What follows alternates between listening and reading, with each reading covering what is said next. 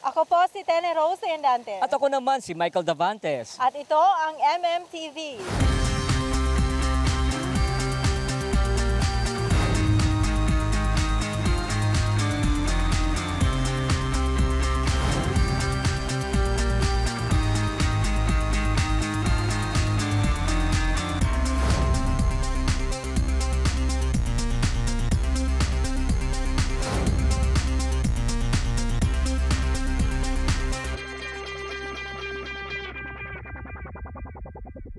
Ang bilis ang panahon ng Tenny at patapos na naman ang buwan ng Mayo. Oo nga, no, Michael, sayang at hindi ako nakauwi ng Pilipinas dahil I've heard na ang May is a very colorful month sa Pilipinas dahil maraming festival ang nagaganap. Kagaya ng nakita ko sa Facebook ng aking kaibigan na si Tom Pornel, yung Aliwan Fiesta na tinaguri ang Mother of all Fiestas dahil lahat ng rehiyon ng Pilipinas ay sumasali rito at makikita mo talaga ang kulay at yaman ng kultura ng Pilipinas. Ang isa sa mga festival na gusto ko talaga makita o mapuntahan ay sa Pahiyas. Ito ay sa Lucban, Quezon. Ginaganap rin ito sa buwan ng Mayo. Ang mga bahay-bahay ay inaayusan ng mga prutas, gulay at keeping na ito ay gawa sa bigas. At ang dinig ko, Michael, pwede itong kainin?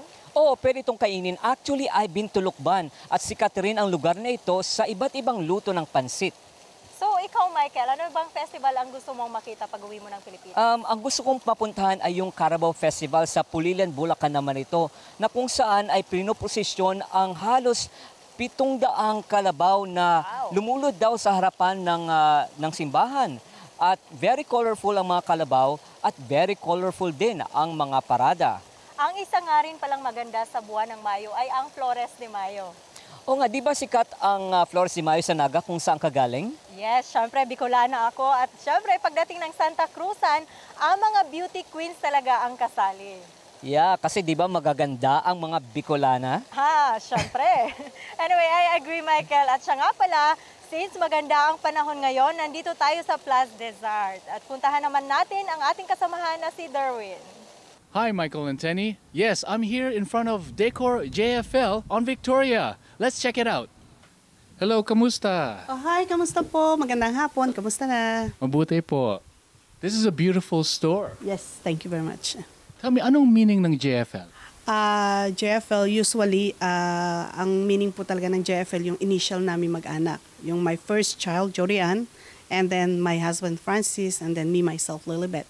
But then, since na yung talent namin comes from God, so we decided to change the whole thing. So now it's Jesus Forever Love. Well, that's nice. That's cute. So tell me, Lilibeth, what are the products and services you have here? Decor JFL, we provide made-to-measure curtains, and we sell Venetian blinds, silhouette blinds. We even have a retail, and my husband does the reupholstery of the furnitures, and we do have some alteration for clothing.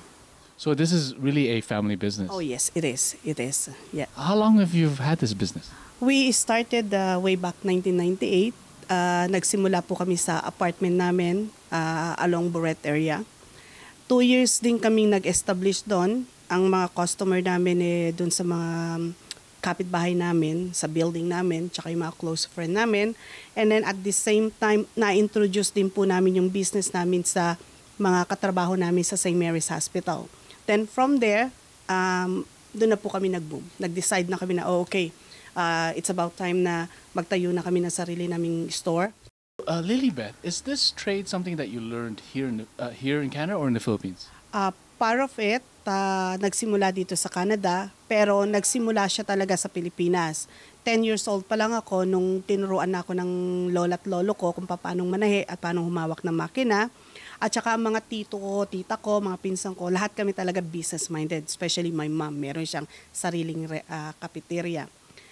Kaya nung dumating ako rito sa Canada, as soon as na magkaroon ako ng open permit, nag-decide ako na, okay, it's about time na ilabas ko na yung talent ko. Nagtrabaho ako sa Steel Base, we do fitted cover for airlines. At nagtrabaho rin ako sa furnitures now, they only cater for genuine leather. At nakatulong din yung na-meet ko yung mister ko, si Francis, na he's really a handyman at meron siyang talent din sa pag-upholstery. So, my talent and his talent alone, kinumbine namin, kaya namin na-build itong business na to. And your clients, are they still Filipinos? Yes, nagpapasalamat ako sa mga kapwa ko Pilipino kasi sila ang una kong mga naging kliyente.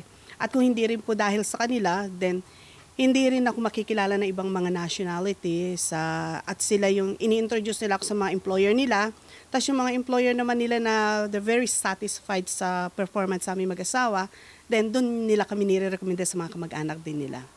So really basically this business, Decor GFL, we cater for all nationalities, not just Filipinos but also for the others too. And is there anything you want to mention to our viewers? Sa mga kapwa po natin Pilipino, una sa lahat nagpapasalamat po ako sa inyo na malaki. Okay, ikalawa, doon po sa mga Pilipino na may talent po tayo. Alam po natin yan na may talent tayo dahil gift po sa atin dyan ni Lord. Huwag po natin ikahiya, ilabas po natin yan. Medyo mahirap sa simula pero once na nakapag-establish po tayo, wala na pong mahirap yan. Dire-diretso na tayo hanggang sa umunlad yung negosyo natin. Nagpapasalamat po ako sa mga kamag-anak ko, sa mga kaibigan ko, at sa asawa ko, si Francis, na kung hindi din po dahil sa kanya, sa tiyaga na ibinibigay niya sa akin at saka sa mga pangunawa, hindi rin po namin mabibuild itong business na to. At syempre, sa Lord, kay Lord, nagpapasalamat po ako sa talentong ipinagkaloob niya sa amin. Thank you, Lilibeth. Thank you. So please continue to patronize the Filipino businesses here in Montreal. Tenny and Michael, back to you. Salamat, Derwin.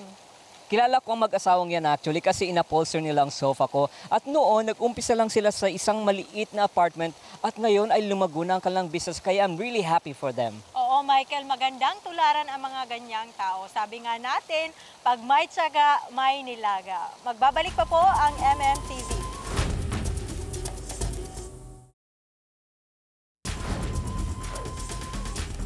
Siya nga pala, mukhang masaya ka pagdating mo dito sa set. Yeah, kasi busog. Kasi kagaling ko lang actually sa kusina ni Sweet Amy. Ang aking recipe ngayong gabi ay isang naging malaking parte ng aking buhay. Ito ay ang aking tinatawag na bell pepper a la sweet. At ang ating mga sangkap ngayong gabi ay we have bell pepper, cooked rice, ground beef, onion, and raisins.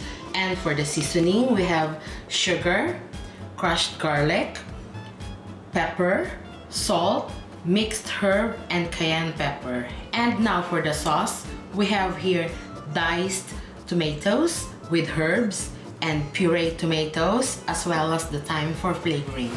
Mukhang special itong recipe mong ito Siyempre, Michael, dahil sa recipe ito, dito ako nakilala at siyempre, ito rin na nakapagbigay sa akin ng isang malaking karangalan.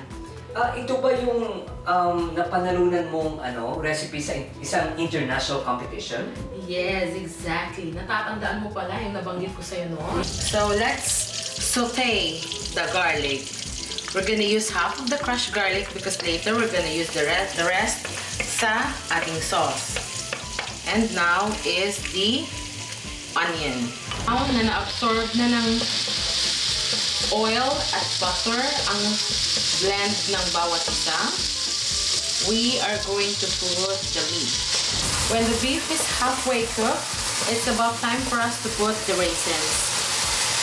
So now, we're going to mix all the mixture together and stuff the bell pepper.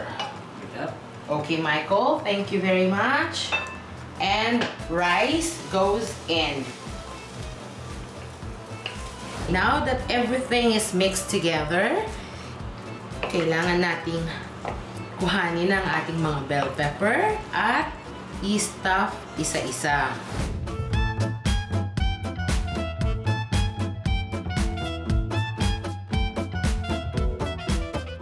And now, we are ready to make our sauce. We have melted the butter, oil. We have to put the garlic on and the oil, the onion.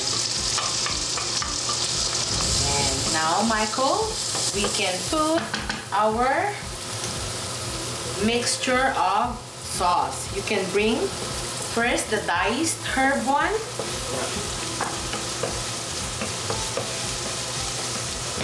Okay, we're gonna all pour it in slowly, slowly. Of course, we have to wait until this simmer. Of course, we always have to rectify the taste.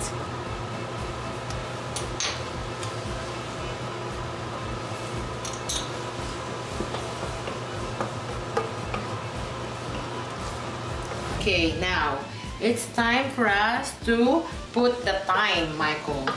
We have to grab a bunch of thyme.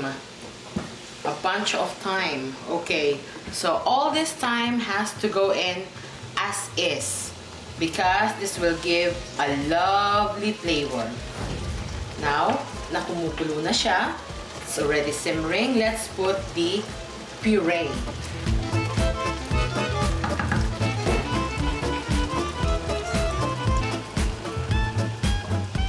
Well done. Sa tingin mo, Michael, sa mga recipe na ipakita ko sa'yo, magagawa mo ba ang mga ito sa inyong tahanan? Yeah, syempre naman.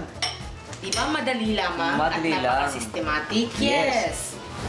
Okay, right now at gawa na ang ating sauce mixture. It's about time na i-pour out natin ito sa ating stuffed bell pepper and we're about to bake it. Okay, since nakita nyo kanina, yes, Michael, because of the thyme, we are going to bake the thyme on the side so that it will absorb. You don't need to cut it. You don't need to cut it because it needs to get in. You can see the bunch of thymes that we put earlier. Yan yung naaamoy mo. Yes. The aroma, the taste will give the whole specialty of it. We're just gonna That looks put great all already. so that it will absorb inside. Wow. And then later on, when it's cooked, we are ready to taste it. Okay, now that our bell pepper is ready to go inside the oven. Remember, televiewers, we have to preheat the oven for 375 degrees at the middle rack position. We're gonna bake it for 45 minutes. I can't wait to taste this.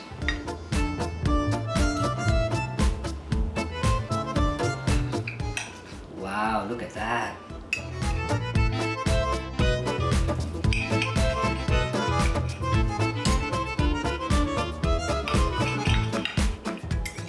Alright, so There should you I try it? go. Yes, sure. Please. So how was it, Michael? Sana'y masubukan niyo po, mga televiewers, ang recipe kong ito. So hanggang sa muli, ito po si Sweet Amy. Cheers!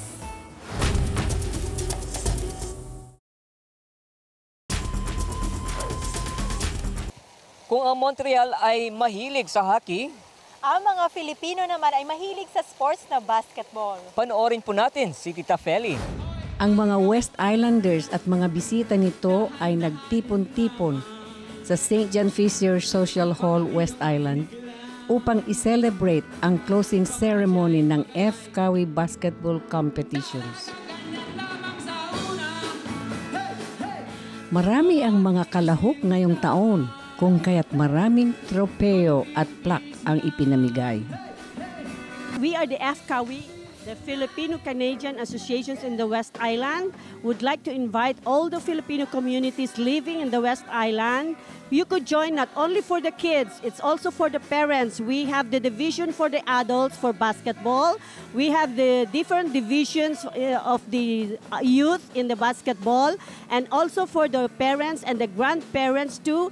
We have the 50 Wisdom for the seniors. They have line dancing. They have ping pong. They have different activities too. If you would like to join, you're welcome to call our president, Mr. Peter Sanchez, or the other board members, Aurora Soriano. Our program, we have 4 major programs ongoing right now. We have the heritage for the young kids. We have the youth for the teenagers. We have the athletic group, and we have the seniors. And one of our special project was the Himlayan Filipino for all the Filipino community. It's open to everyone. You can find the information on our website, www.fkawi.com. What inspires you to play basketball? Well, first of all, I want to thank everyone for this trophy and this organization. I know what inspired me to do this is I don't know, like everyone in this program is like they helped me so much to improve myself, especially in basketball, and they're like family to me. You want to continue this? Yeah, I will never stop. You'll never stop. I'll never stop. I love this game. And thank you very much. Peace out. This is Feli Rosales Carino for Mabuhay Montreal TV.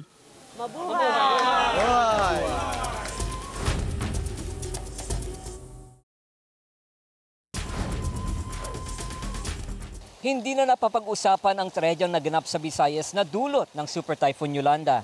Oo nga, Michael. Bagamat nasa recovery period pa rin ang ating mga kababayang na biktima ng bagyong ito. Kaya nga pumunta ako ng Samar at Leyte upang makita ko ng personal kung may tumutulong pa ba sa mga naapektuhang komunidad. Nang maganap ang bagyong Yolanda ay nagkaroon ng pagdududa ang mga mamamayan sa gobyerno dahil sa kapabayaan o katagalan ng pamimigay ng tulong at kawalan ng malinaw at pangmatagalang aksyon para sa mga nasalanta. Naging katanungan ang senseridad at kapasidad ng gobyerno sa pagtugon sa pangangailangan ng mga naging biktima ng trahedya. Dahil sa haba ng baybay ng Samar at Leyte at pangingisda ang karaniwang kabuhayan dito, ay aking tinuunan ng pansin ang proyekto ng Bureau of Fisheries and Aquatic Resources o BIFAR. Sa pangunguna ng direktor nito na si Attorney Asis Perez ay inilunsad ang ahon na may layuning maipanumbalik ang normal na buhay ng mga naapektuhang komunidad.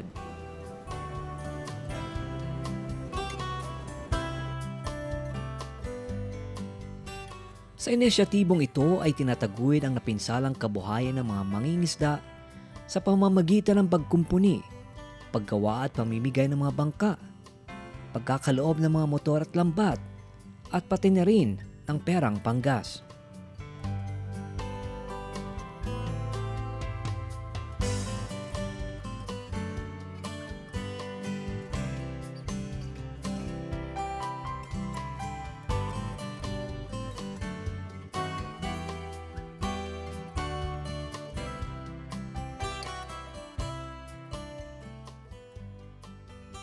Sa kagustuhan kong masuri ang katapatan ng proyektong ito, ay isang liblib na lugar ang aking pinuntahan, ang Barangay Salvacion sa may Hinamok Island, Basay, Samar. Nakita ko ng personal ang mga dilaw at asul na bangka na ibinigay ng ahon sa mga fisher folk. At sa malapitan ay mapupuna ang matatag na yari nito.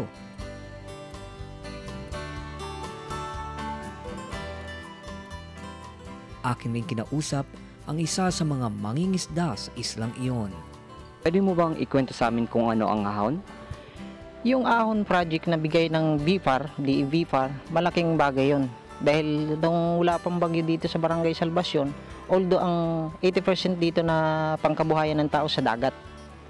So, nung nagbagyo ng Yolanda, wala. Yung sa 300 plus na pambut, ang karamihan dun was out. Walang natira kahit na makina.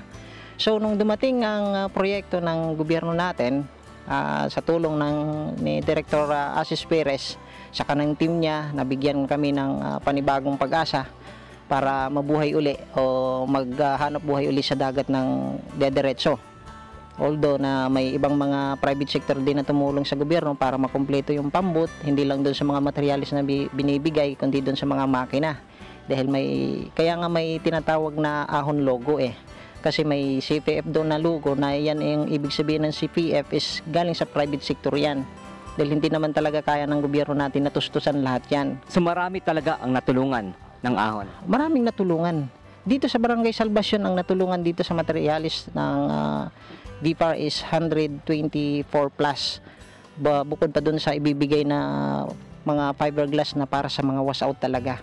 Dahil nandyan na yan, binabibricate na yan sa region. Kitang-kita ko naman, binabibricate na. Tsaka mga weekly na lang yan, may didistribute na dito sa ibang na wash outan talaga ng pambot na walang ma-avail na unayan or kasko na hindi rin naka-avail ng materialis sa VFAR.